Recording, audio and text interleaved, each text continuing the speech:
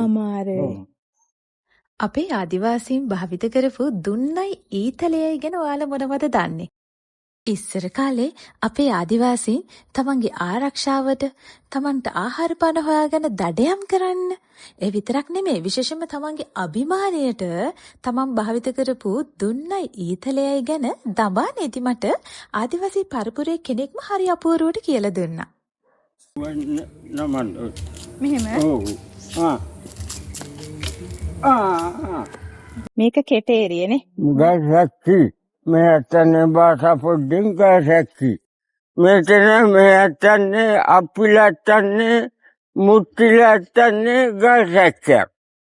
පරම්පරා එකමක්.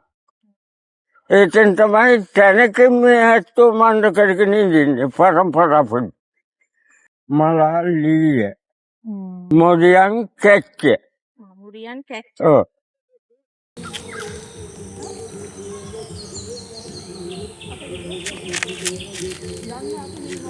මේ ලී පොඩ්ඩ වෙලා මේ කොබ්බා මොකද්ද? දුන් කොබ්බා වල මෙතන මේක නූල. මේ කිරිනුග පට්ට පොඩ්ඩ පටවල් පොඩ්ඩ කිරිනුග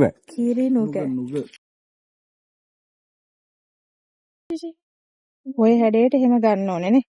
මේ මණ්ඩ කරන්නේ මේ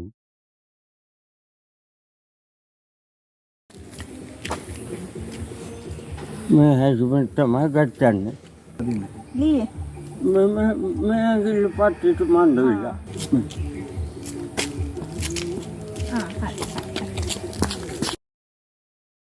පොඩ්ඩ කරලා. ඔව්. අදුම් පොඩ්ඩ මණ්ඩ කරලා අටාරුම් පොඩ්ඩ ඇදලා.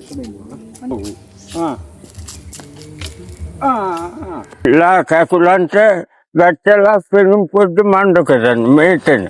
දඩයම් මණ්ඩ කරන්නේ මේක නම් පොඩ්ඩ තිබෙන්න ඕන. කැලේ මං ගත්තන එකම. මේතන නම් සෑනමක් එකම.